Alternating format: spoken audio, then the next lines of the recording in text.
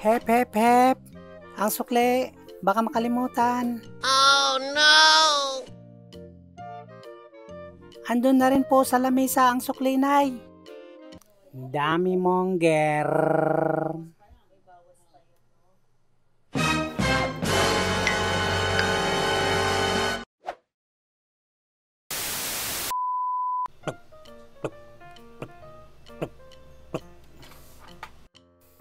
Nay, andito na po yung saging na pinabili nyo sa tindahan. Wow!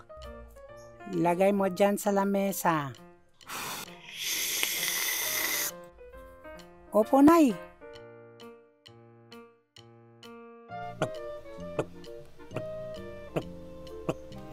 Hep, hep, hep.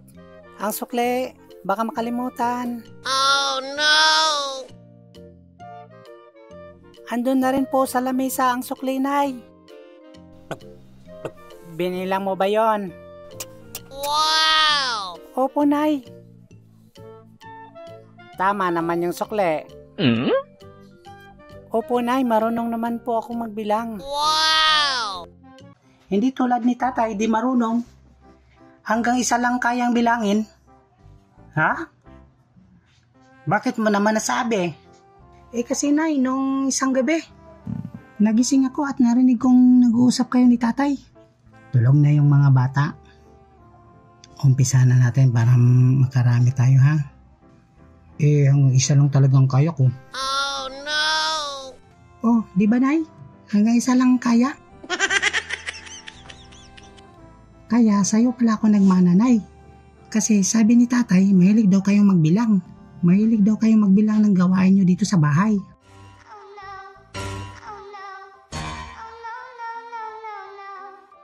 Ganon. Sinabi niya yon? Gago yun ah. Halika dito, may bubulong ako sa'yo tungkol sa gagong yun. Ano yun ay? We, seryoso? Oo nga.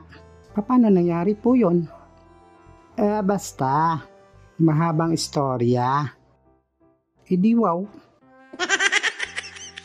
Punta muna ako sa labas, Nay. May pag-uusapan lang po kami ni na Natnat tungkol sa pagpapatuloy namin bukas. Pagpapatuloy. Kailangan maaga pa lang bukas, punta na tayo sa ilog para sabay-sabay na tayong maligo. Alas 7 pala ang simula ng pagpapatuloy natin. Hoy, Amil. Tatay mo, papunta dito. Bakit kaya? Baka gustong sumali sa meeting natin. Huh? Gusto din magpatuli.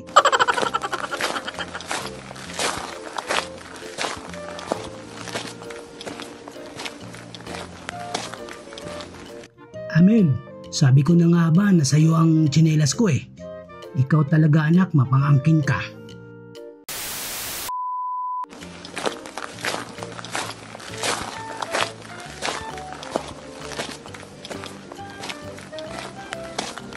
Mapangangkin ka rin naman, Tay.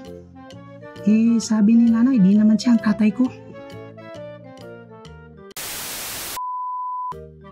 Oh, paano mga pre? Bukas na lang ha. Dito rin tayo magkikita. Asa na kaya si Nanay?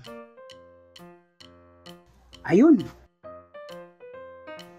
Manang, pabili nga ng harina. Ayaw mo ng gawgaw? Pwede na ang gawgaw maring sa alipungan ng asawa mo. Huh? Ay, hindi po. Magluluto pa ako ng hotcake. Ay, ganun ba? Ay, siya maring. Harina nga ang kailangan mo. Uy, wow, saging. Ay, Tay, huwag mong kainin yan. Bakit? Kasi sasakit ulo mo yan.